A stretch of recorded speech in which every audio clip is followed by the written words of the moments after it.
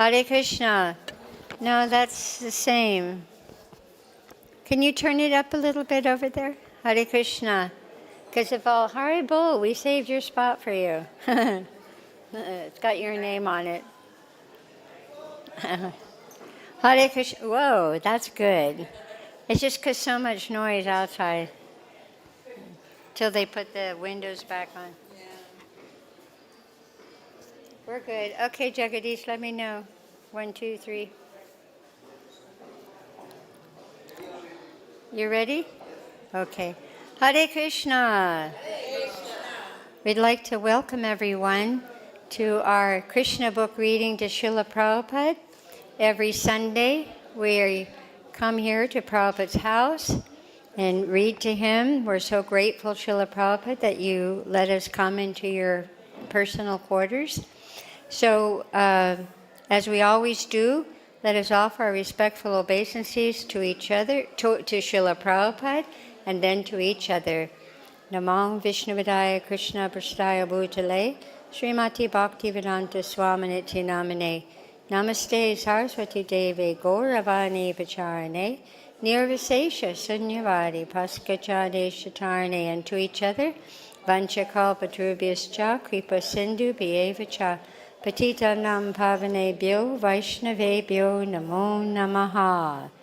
So for all of you online, we're on chapter 86, and last week we stopped in the middle of the chapter entitled The Kidnapping. Is that right? The Kidnapping of Subhadra. Haribo. Shruta continued, "My dear Lord, you have entered this material world as if sleeping. A conditioned soul, while sleeping, creates false or temporary worlds in his mind.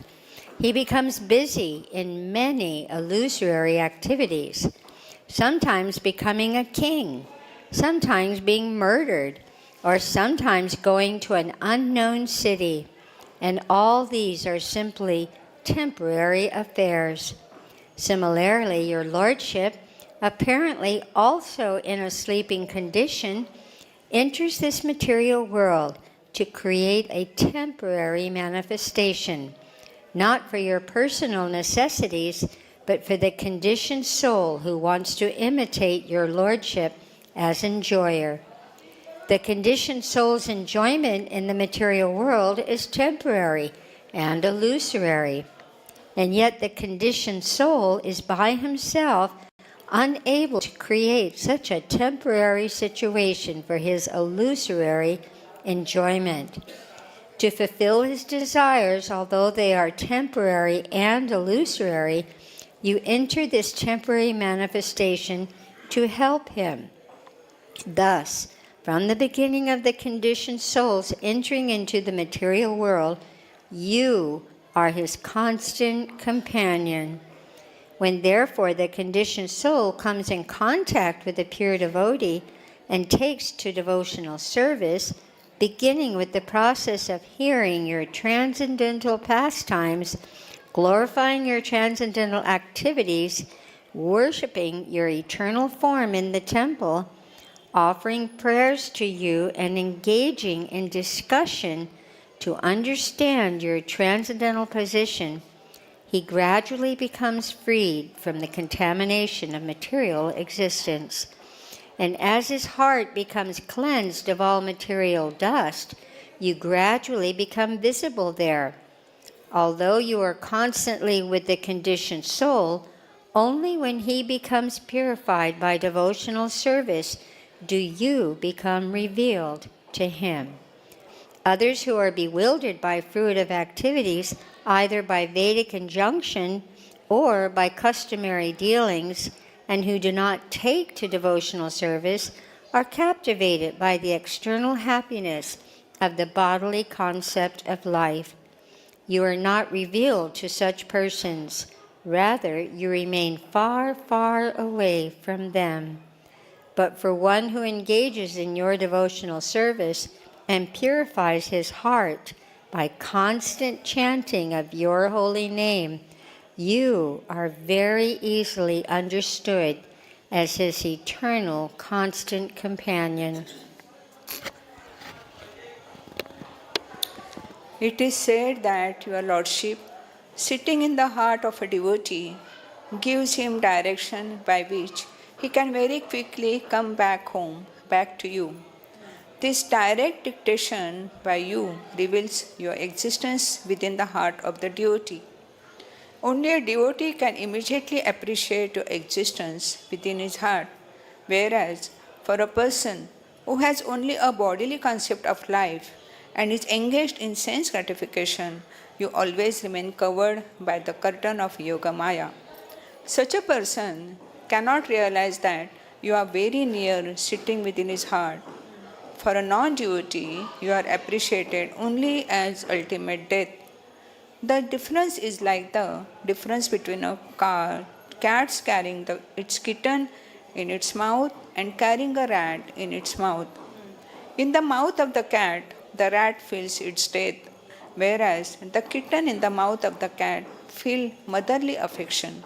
Similarly, you are present to everyone, but the non-devotee feels you as ultimate cruel death, whereas for a devotee, you are the supreme instructor and philosopher. The atheist, therefore, understands the presence of God as death, but the devotee understands the presence of God always within his heart, takes dictation from you, and lives transcendentally, unaffected by the contamination of the material world.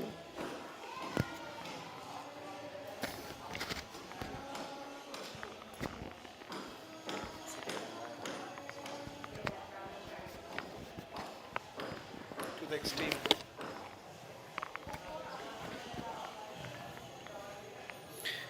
You are the supreme controller and superintendent of the material nature's activities.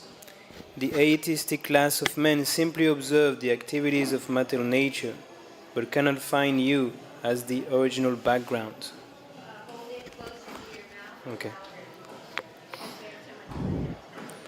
A devotee, however, can immediately see in your hands. A devotee, however, can immediately see your hand in every movement of material nature. The curtain of Yoga Maya cannot cover the eyes of the devotee of your Lordship, but it can cover the eyes of the non-devotee. The non-devotee is unable to see you face to face, just as a person whose eyes are blocked by the covering of a cloud cannot see the sun, although persons flying above the clouds can see the sunshine brilliantly as it is.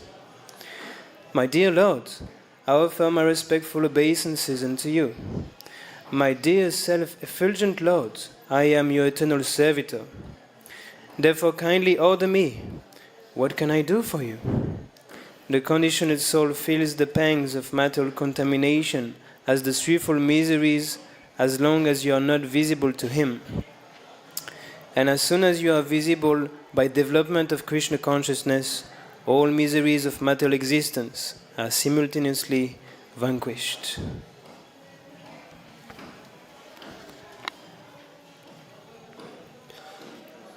The Supreme Personality of Godhead, Krishna, is naturally very much affectionately inclined to his devotees. When he heard Shrutadev's prayers of pure devotion, he was very much pleased and immediately caught his hands and addressed him thus: My dear Shrutadev, all these great sages, brahmanas and saintly persons have been very kind to you by personally coming here to see you. You should consider this opportunity to be a great fortune for you. They are so kind that they are traveling with me, and wherever they go, they immediately make the whole atmosphere as pure as transcendence, simply by the touch of the dust of their feet. People are accustomed to go to the temples of God. They also visit holy places of pilgrimage, and after prolonged association with such activities for many days, by touch and by worship, they gradually become purified. By the influence of great sages and saintly persons is so great But the influence of great sages and saintly persons is so great that by seeing them, one immediately becomes completely purified.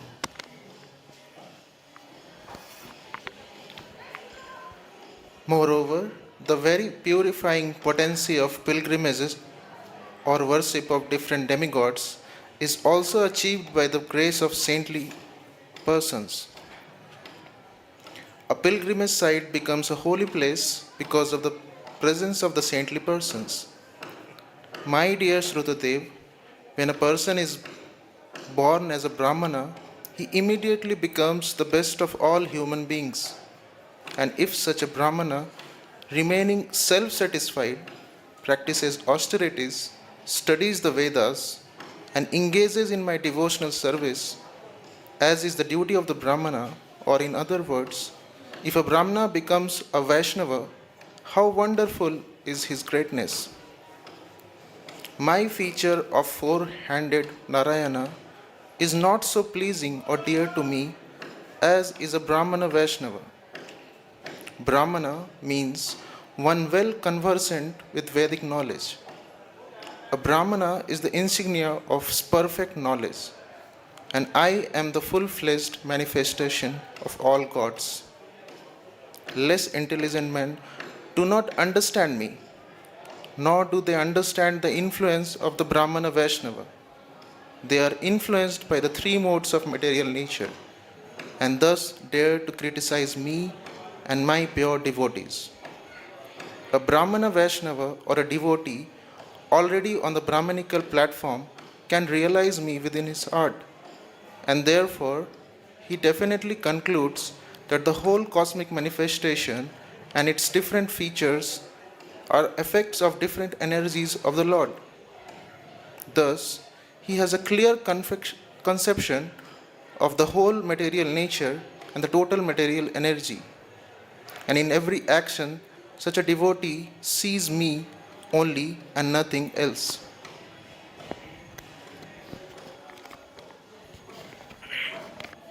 My dear Srutadeva, my dear Srutadeva, you may therefore accept all these great saintly persons, Brahmanas and sages as my bona fide representatives.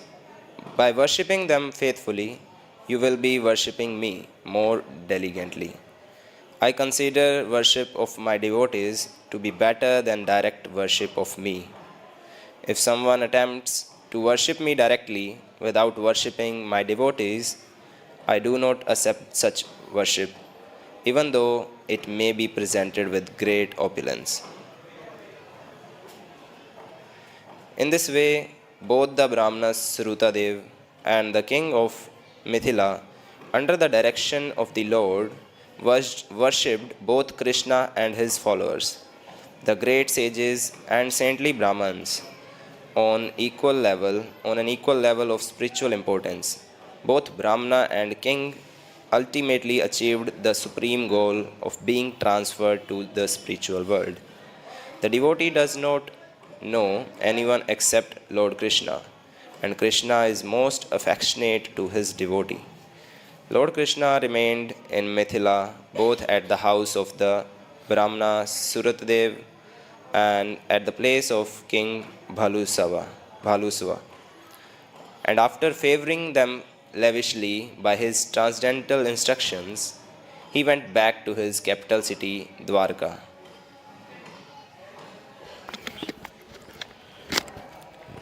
The instruction we receive from this incident is that King Bahulsava and Srutadeva and the Brahmana were accepted by the Lord on the same level because both were pure devotees.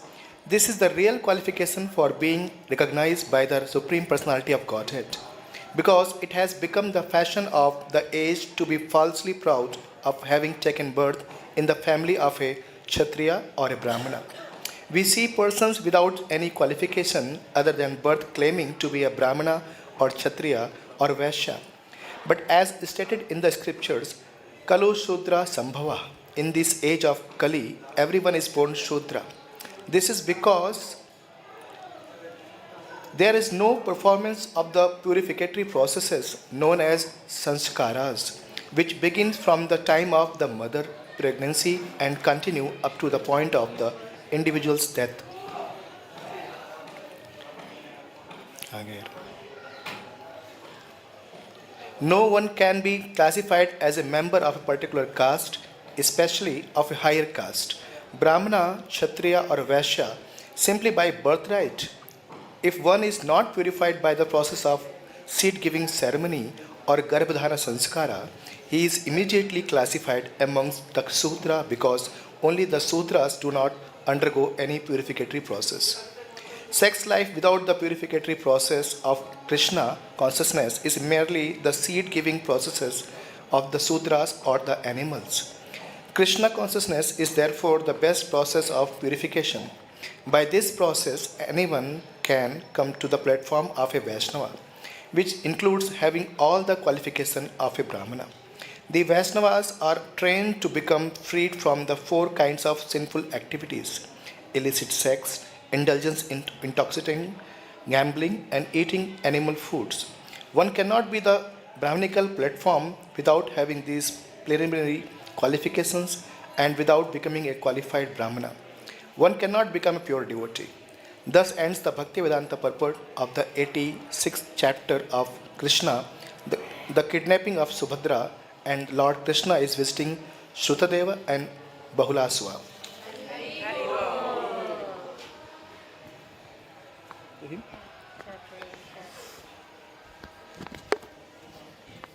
have enough room? You have enough room? You're comfortable? Chapter 87 Prayers by the Personalized Vedas. Personified Vedas. King Parikshit inquired from Sutadeva Goswami about a very important topic in understanding transcendental subject matter. His question was, since Vedic knowledge generally deals with the subject matter of the three qualities of the material world, how then can it approach the subject matter of transcendence, which is beyond the approach of the three material modes? Since the mind is material and the vibration of the world is a material sound, how can this Vedic knowledge expressing by material sound the thoughts of the material mind approach transcendence?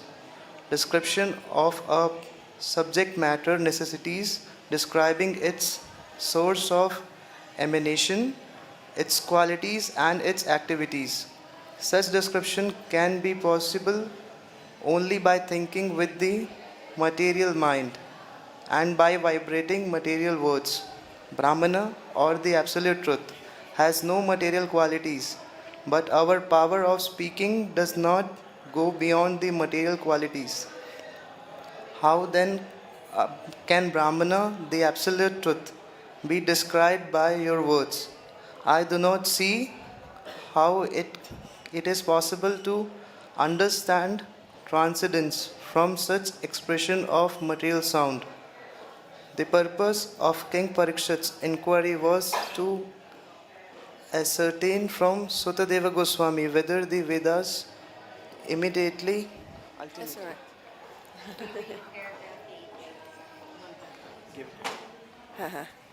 If it is too short, we can carry on. Very nice. The purpose of King Parikshit's inquiry was to ascertain from Shukadev Goswami whether the Vedas ultimately describe the absolute truth as impersonal or as personal. Understanding of the absolute truth progresses in three features: impersonal Brahman, Paramatma localized in everyone's heart, and at last, the Supreme Personality of Godhead, Krishna. Okay. The Vedas deal with three departments of activities.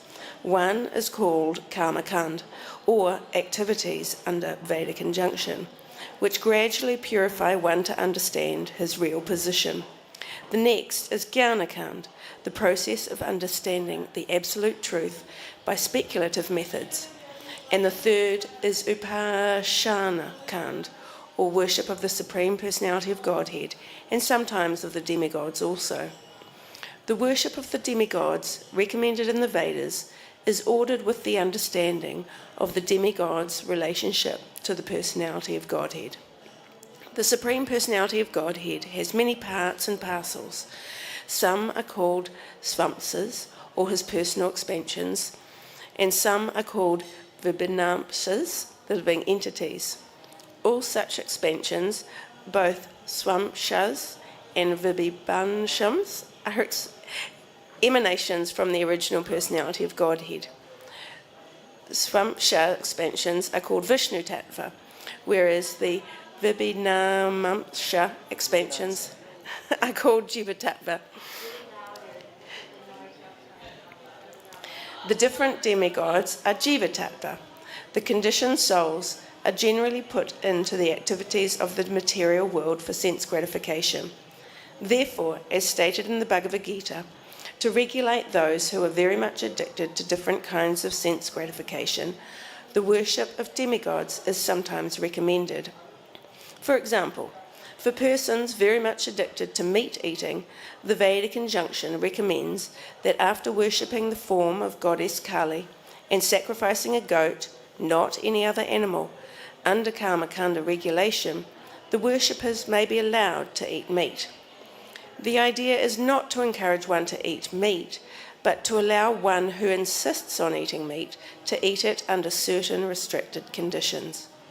Therefore, worship of the demigods is not worship of the absolute truth, but by worshipping the demigods, one gradually comes to accept the Supreme Personality of Godhead in an indirect way. This indirect acceptance is described in the Bhagavad Gita as avidhi. Avidhi means not bona fide. Since demigod worship is not bona fide, the impersonalists stress concentration on the impersonal feature of the absolute truth. King Parikshit's question was, which is the ultimate target of Vedic knowledge? This concentration on the impersonal feature of the absolute truth, or concentration on the personal feature? After all, both the impersonal and the personal feature of the Supreme Lord are beyond our material conception. The impersonal feature of the Absolute, the Brahman effulgence, is but the rays of the personal body of Krishna. These rays of the personal body of Krishna are cast all over the creation of the Lord, and the portion of the effulgence which is covered by the material cloud is called the created cosmos of the three material qualities, sattva, rajas, and tamas. How can persons who are within this clouded portion, called the material world, conceive of the absolute truth by the speculative method? In answering King Parikshit's question, Shukadev Goswami replied that the Supreme Personality of Godhead has created the mind, senses, and living force of the living entity for the purpose of sense gratification and transmigration from one kind of body to another, as well as for the purpose of allowing liberation from the material conditions. In other words, one can utilize the senses, mind, and living force for sense gratification and transmigration from one body to another, or for the matter of liberation. The Vedic injunctions are there just to give the conditioned souls the chance for sense gratification under regulative principles, and thereby also to give them the chance for promotion to higher conditions of life. Ultimately, if the consciousness is purified, one comes to his original position and goes back home, back to Godhead.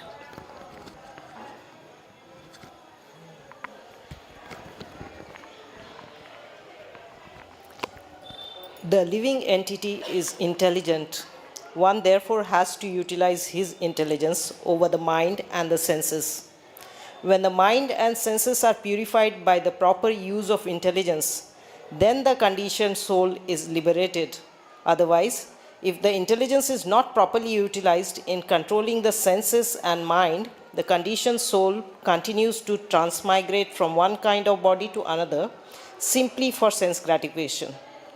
Another point clearly stated in answer of Shukadev Goswami is that it is the mind, senses, and intelligence of the individual living entity that the Lord created.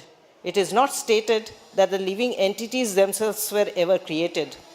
Just as the shining particles of sun's rays always exist with the sun, the living entities exist eternally as parts and parcels of the Supreme Personality of Godhead. But just as the sun rays are sometimes covered by a cloud, which is created by the sun, so the conditioned soul, although eternally existing as parts of Supreme Lord, are sometimes put within the cloud of material concept of life, in the darkness of ignorance. The whole Vedic process is to alleviate the darkened condition. Ultimately, when the senses and mind of the conditioned being are fully purified, he comes to the original position called Krishna consciousness, and that is liberation. I wanted to remind our online readers that you can follow along on the bottom of the screen with the subtitles. In the Vedanta Sutra, the first sutra or code questions about the absolute truth. Atata Brahmaka Jignasa, what is the nature of the absolute truth? The next sutra answers that the nature of the absolute truth is that he is the origin of everything. Whatever we experience, even in this material condition of life, is but an emanation from him. The absolute truth created the mind, senses, and intelligence.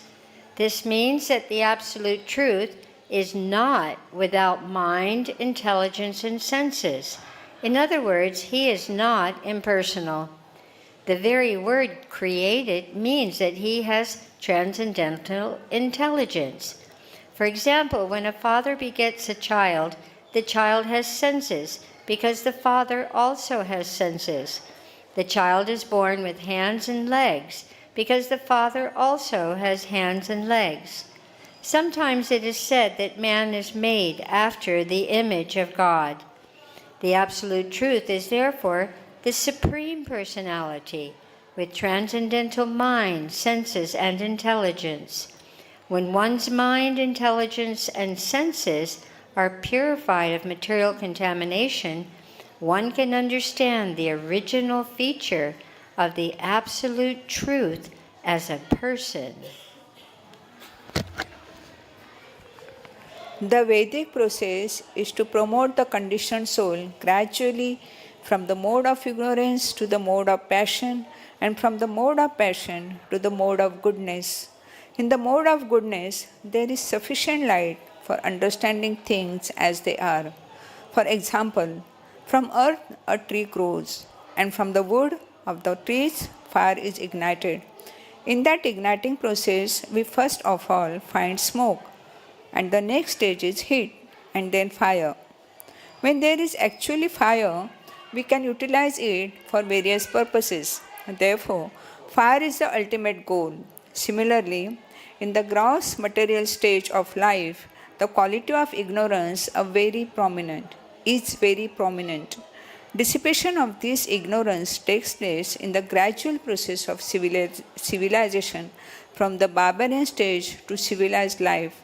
And one comes to the stage of civilized life, he is said to be in the mode of passion. In the barbarian stage or in the mode of ignorance, the senses are gratified in a very crude way. Whereas in the mode of passion or in a civilized life, the senses are gratified in a polished manner. But when one is promoted to the mode of goodness, one can understand that the senses and the mind are engaged in material activities only due to being covered by perverted consciousness. When this perverted consciousness is gradually transformed into Krishna consciousness, then the path of the liberation is opened. So it is not that one is unable to approach the absolute truth by the senses and the mind. The conclusion is rather that the senses, mind, and intelligence in the gross stage of the contamination cannot appreciate the nature of the absolute truth. But when purified, the senses, mind, and intelligence can understand that the absolute truth is. What the absolute truth is. The purifying process is called devotional service or Krishna consciousness.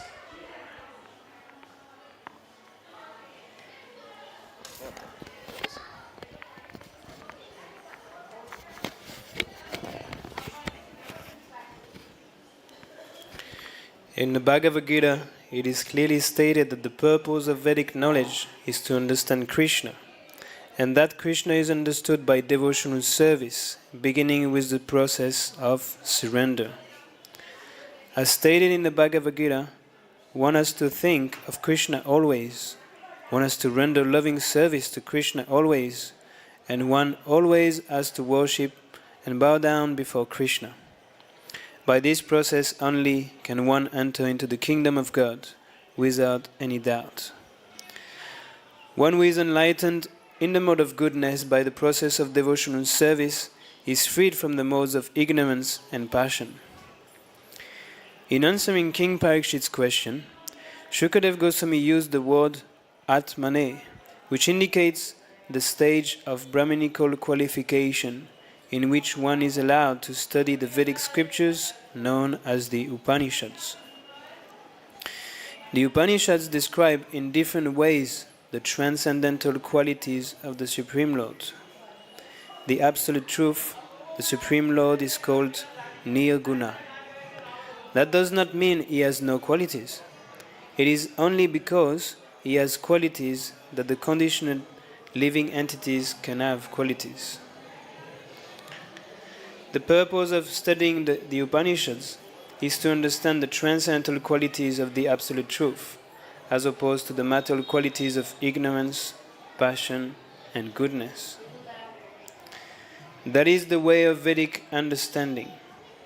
Great sages like the four Kumaras, headed by Sanaka, followed these principles of Vedic knowledge and came gradually from impersonal understanding to the platform of personal worship of the Supreme Lord. It is therefore recommended that we must follow the great personalities.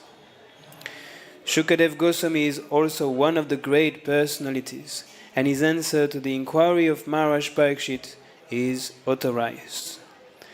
One who follows in the footsteps of such great personalities surely walks very easily on the path of liberation and ultimately goes back home, back to Godhead. That is the way of perfecting this human form of life.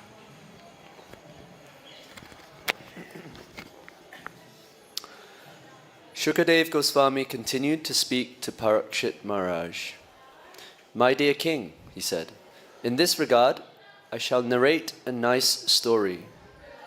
This story is important because it is in connection with Narayana, the Supreme Personality of Godhead. This narration is a conversation between Narayan Rishi and the great sage Narada.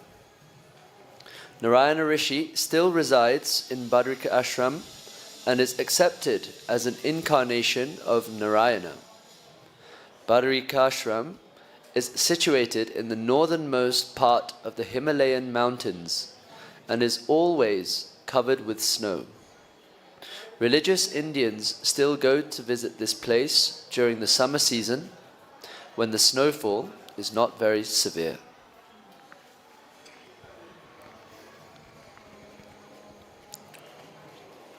Once, when Narada, the great devotee and ascetic among the demigods, was traveling among different planets, he desired to meet the ascetic Narayana personally in Badrika Ashram and offer him respects. This great sage incarnation of Godhead, Narayan Rishi, has been undergoing great penances and austerities from the very beginning of the creation to teach the inhabitants of Bharatvarsh how to attain the highest perfectional stage of going back to Godhead. His austerities and penances are exemplary practices for the human being. The incarnation of God Narayan Rishi was sitting among many devotees in the village known as Kalpagrama. Of course, these are not ordinary sages sitting with him. And the great sage Narada also appeared there. After offering his respects to Narayan Rishi, Narada asked him exactly the same question King Parikshit asked Sukdev Goswami. Then the Rishi answered by following in the footsteps of his predecessors. He narrated a story of how the same question had been discussed on the planet known as Janaloka, which is above the Swargaloka planets, such as the moon and Venus. On this planet, great sages and saintly persons live, and they once discussed the same point regarding the understanding of Brahman and his real identity.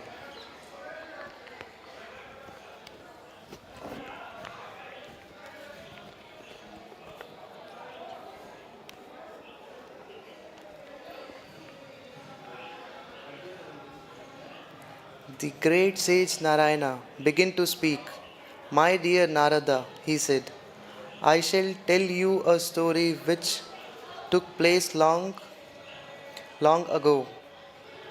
There was a great meeting of the denizens of the heavenly planets, and almost all the important brahmacharis such as the four Kumaras, Sanandana, Sanaka, Sanatana and Sanat Kumara attended. Their discussion was on the subject matter of understanding the absolute truth, Brahmana. You were not present at that meeting because you had gone to see my expansion Aniruddha, who lives on the island of Shvetadvipa. In this meeting, all the great sages and brahmacharis were elaborately discussed the point about which you have asked me, and their discussion was very interesting. It was so delicate that even the Vedas were unable to answer the intricate questions raised. Narayana Rishi told Naradji that the same question Naradji had raised. Sorry. You can keep going. Narayana Rishi told Naradji that the same question Naradji had raised had been discussed in that meeting on Janaloka. This is the way of understanding through the parampara or disciplic succession.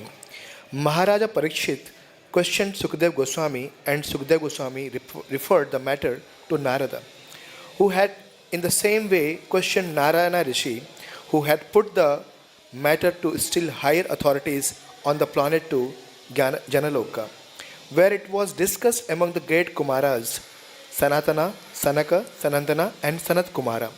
These four brahmacharis, the Kumaras, are recognized scholars in the Vedas and other Shastras.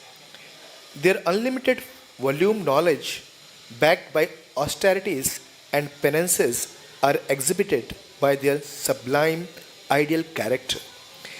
They are very amiable and gentle in behavior, and for them there is no distinction between friends, well-wisher and enemies. Being transcendently situated, such personalities as the Kumaras are above all material considerations and are always neutral in respect to material dualities. In the discussion held among the four brothers, one of them, namely Sanandana, was selected to speak, and the other brothers became the audience to hear him.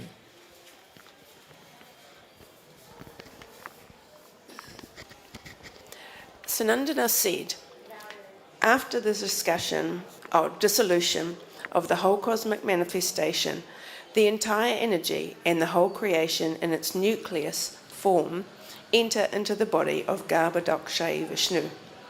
The Lord at that time remains asleep for a long, long time, and when there is again necessity of creation, the Vedas personified assemble around the Lord and begin to glorify him, describing his wonderful transcendental pastimes, exactly like servants of a king.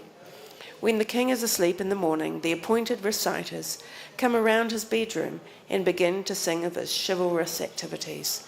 And while hearing of his glorious activities, the king gradually awakens. The Vedic reciters or the personified Vedas sing thus: O unconquerable Lord, you are the Supreme Personality. No one is equal to you or greater than you. No one can be more glorious in his activities. All glories unto you, all glories unto you. By your own transcendental nature, you fully possess all six opulences. As such, you are able to deliver all conditioned souls from the clutches of Maya. O Lord, we fervently pray that you kindly do so. All the living entities, being your parts and parcels, are naturally joyful, eternal, and full of knowledge. But due to their own faults, they imitate you by trying to become the supreme enjoyer. Thus, they disobey your supremacy and become offenders. And because of their offenses, your material energy has taken charge of them. Thus, the transcendental qualities of joyfulness, bliss, and wisdom have been covered by the clouds of the three material qualities. This cosmic manifestation, made of the three material qualities, is just like a prison house for the conditioned souls. The conditioned souls are struggling very hard to escape from material bondage, and according to their different conditions of life, they have been given different types of engagement. But since all engagements are based on knowledge supplied by you, the conditioned souls can execute pious activities only when you mercifully inspire them to do so. Therefore, without taking shelter at your lotus feet, one cannot surpass the influence of the material energy. Actually, we as personified Vedic knowledge are always engaged in your service by helping the conditioned souls understand you.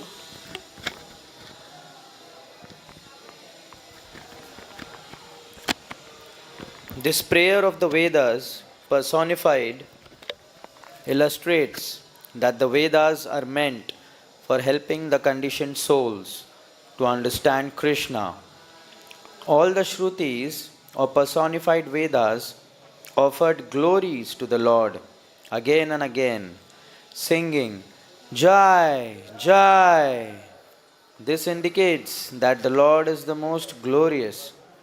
Of all his glories, the most important is his causeless mercy upon the conditioned souls in reclaiming them from the clutches of Maya.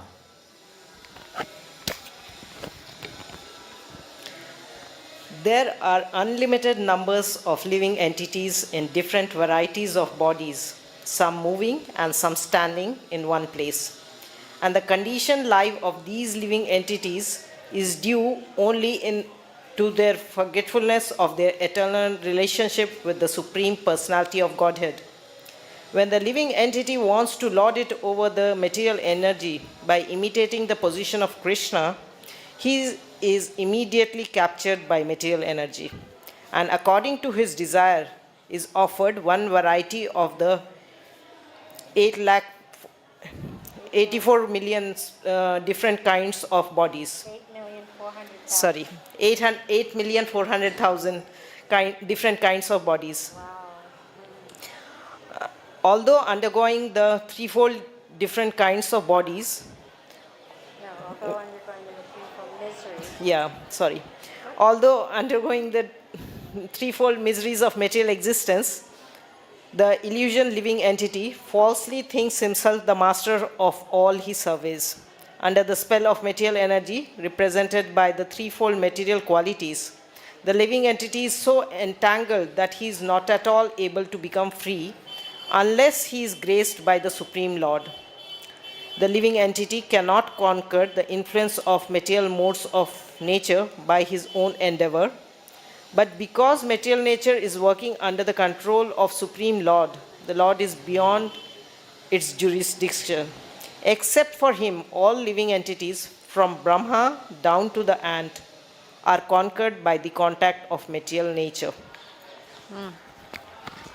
Because the Lord possesses in full the 6 opulences of wealth, strength, fame, beauty, knowledge, and renunciation, he alone is beyond the spell of material nature. Unless the living entity is situated in Krishna consciousness, he cannot approach the Supreme Personality of Godhead. Yet, the Lord, by his omnipotency, can dictate from within as the supersoul, how a living entity can gradually come to him even while performing his ordinary work. As the Lord advises in the Bhagavad Gita, whatever you do, do it for me. Whatever you eat, first offer it to me. Whatever charity you want to give, first give it to me. And whatever austerities and penances you want to perform them for me. In this way, the karmis are directed gradually to develop Krishna consciousness. Similarly, Krishna directs the philosophers to approach him gradually by discriminating between Brahman and Maya. For at last, when one is mature in knowledge, he surrenders unto Krishna. As Krishna says in the Bhagavad Gita, after many, many births, the wise philosopher surrenders unto me. The yogis are also directed to concentrate their meditation upon Krishna within the heart, and by such a continuous process of Krishna consciousness, they can also become free from the clutches of the material energy. The devotees, however, are engaged in devotional service with love and affection from the very beginning, and therefore the Lord personally directs them so that they can approach him without difficulty or deviation. This is stated in the Bhagavad Gita. Only by the grace of the Lord can the living entity understand the exact position of Brahman, Paramatma, and Bhagavan. The statement of the personified Vedas give clear evidence that the Vedic literature is presented only for understanding Krishna. The Bhagavad Gita confirms that through all the Vedas, it is Krishna alone who has to be understood. Krishna is always enjoying, either in the material world or in the spiritual world, because he is the supreme enjoyer. For him, there is no distinction between the material and the spiritual worlds. The material world is an impediment for the ordinary living entities because they are under its control. But Krishna, being the controller of the material world, has nothing to do with the impediments it offers. Therefore, in different parts of the Upanishads, the Vedas declare the Supreme Brahman is eternal, full of knowledge and all bliss. That one Supreme Personality of Godhead exists in the heart of every living entity. Because of his all-pervasiveness, he is able to enter not only into the hearts of the living entities, but even into the atom also. As the super soul, he is the controller of all activities of the living entities. He lives within all of them and witnesses their actions, allowing them to act according to their desires and also giving them the results of their different activities. He is the living force of all things, but he is transcendental to the material qualities. His omnipotence, he is expert in manufacturing everything, and on account of his superior natural knowledge, he can bring everyone under his control. As such, he is everyone's master. He is sometimes manifest on the surface of the globe, but he is simultaneously within all matter. Desiring to expand himself in multi-forms, he glanced over the material energy, and thus innumerable living entities become manifest. Everything is created by his superior energy, and everything in his creation appears to be perfectly done, without deficiency. Those who aspire for liberation from this material world must therefore worship the Supreme Personality of Godhead, the ultimate cause of all causes. He is just like the total mass of earth, from which varieties of earthly pots are manufactured. The pots are made of earthly clay. They rest on earth, and after being destroyed, their elements ultimately merge back into the earth, the original cause of all varieties of manifestation.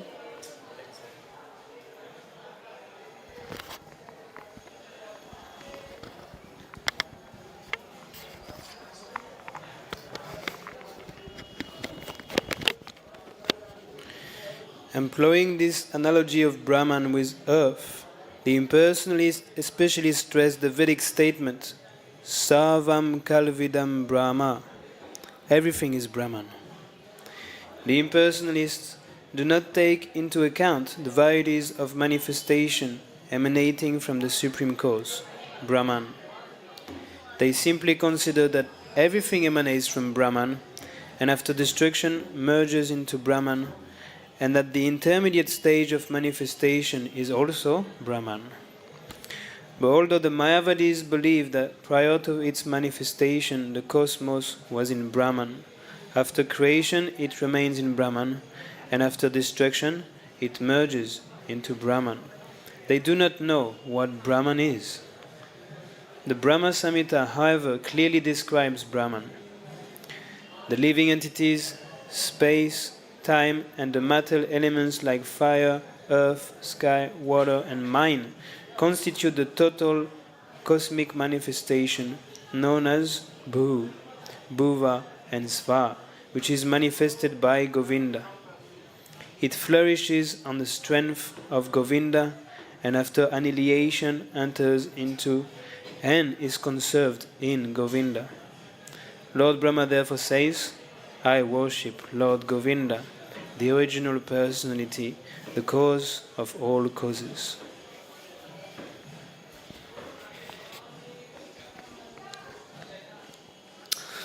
The word Brahman indicates the greatest of all and the maintainer of everything. The impersonalists are attracted by the greatness of the sky, but because of their poor fund of knowledge, they are not attracted by the greatness of Krishna. In our practical life, however, we are attracted by the greatness of a person and not by the greatness of a big mountain. Thus, the term Brahman actually applies to Krishna only. Therefore, in the Bhagavad Gita, Arjuna concluded that Lord Krishna is the Para-Brahman, or the supreme resting place of everything. Krishna is the supreme Brahman because of his unlimited knowledge, unlimited potencies, unlimited strength, unlimited influence, unlimited beauty, and unlimited renunciation. Ultimately, therefore, the word Brahman can be applied to Krishna only.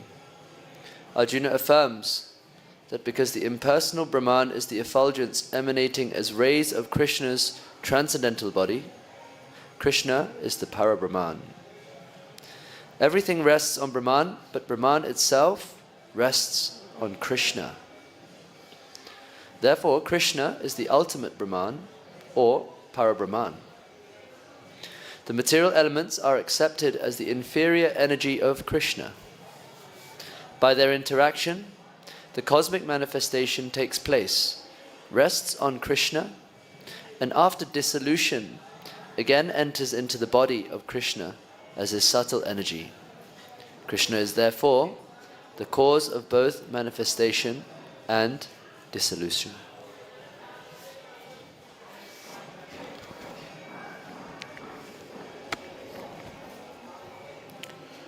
Sarvam Kalva Idam Brahma means that everything is Lord Krishna, in the sense that everything is his energy.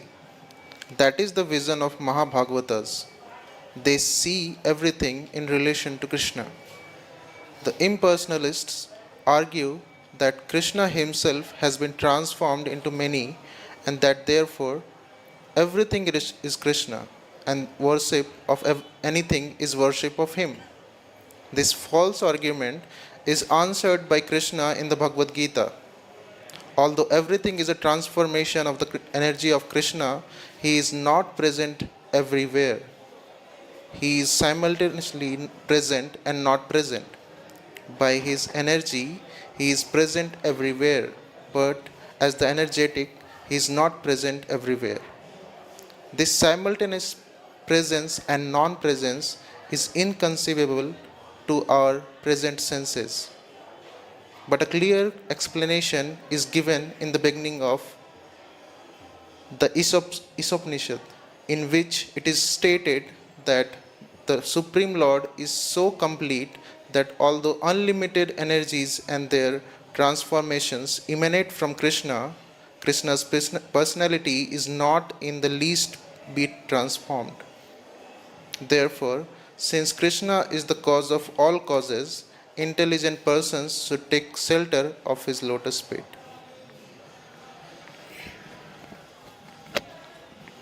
Krishna advises everyone just to surrender unto him alone, and that is the way of Vedic instruction. Since Krishna is the cause of all causes, he is worshipped by all kinds of sages and saints through observance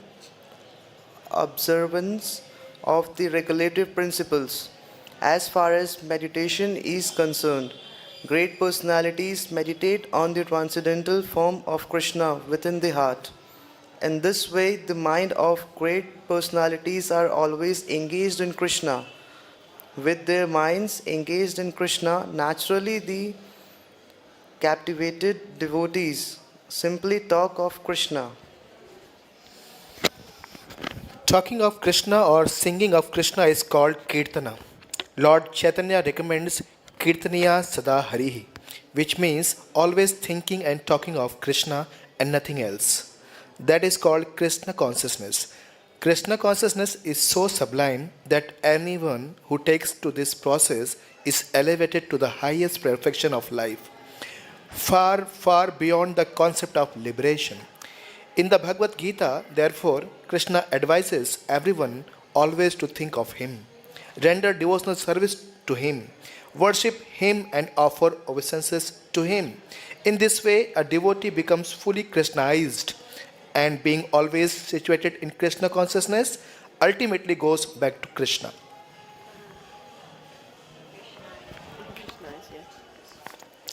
Although the Vedas have recommended worship of different demigods as parts and parcels of Krishna, it is to be understood that such instructions are meant for less intelligent men who are still attracted by material sense enjoyment.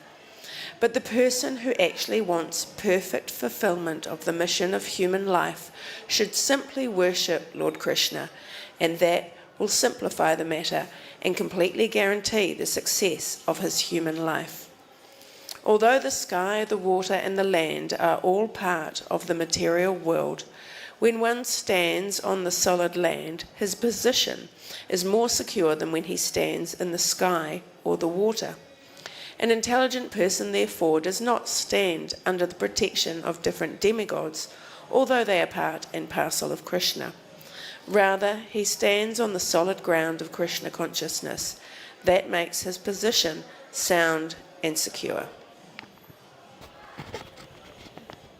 Impersonalists sometimes give the example that if one stands on a stone or a piece of wood, one certainly stands on the surface of the land, because the stone and wood both rest on the surface of the earth. But it may be applied that if one stands directly on the surface of the earth, he is more secure than if he stands on a piece of wood or a stone that rests on the earth.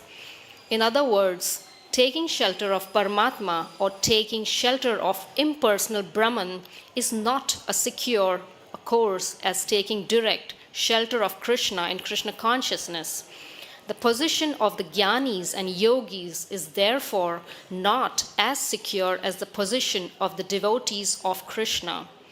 Lord Krishna has therefore advised in the Bhagavad Gita that only a person who has lost his sense takes to the worship of demigods. And regarding persons attached to the impersonal Brahman, Srimad Bhagavatam says, "My dear Lord, those who think of themselves as liberated by mental speculation are not yet purified of the contamination of material nature because of the inability to find the shelter of your lotus feet. Although they rise to the transcendental situation of existence in impersonal Brahman, they certainly fall from that exalted position because they deride your lotus feet. Lord Krishna therefore advises that the worshippers of the demigods are not very intelligent persons because they derive only temporary, exhaustible results. The endeavors are those of less intelligent men. On the other hand, the Lord assures that his devotee has no fear of falling."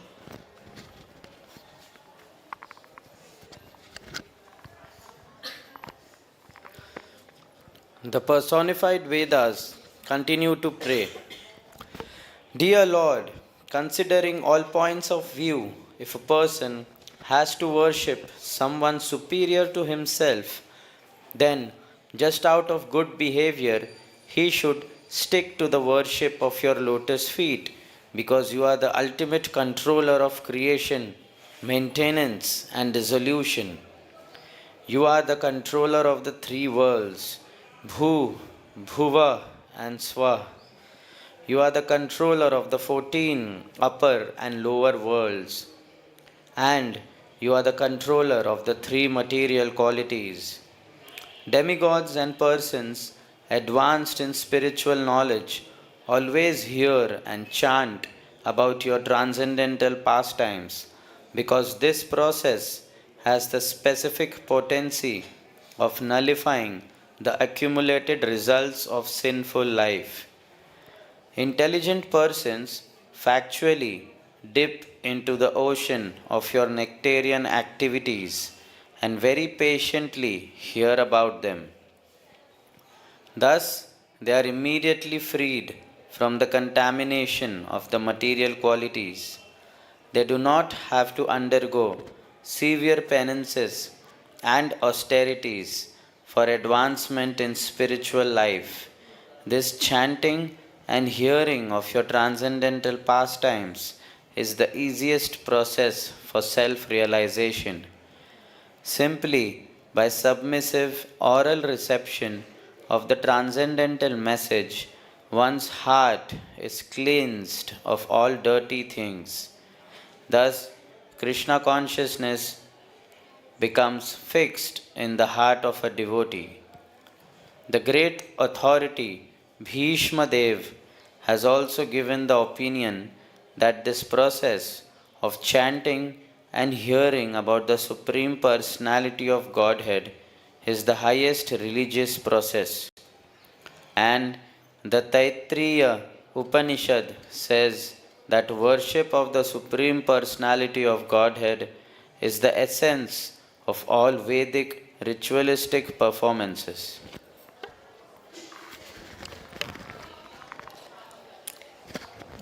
Dear Lord, the personified Vedas continued.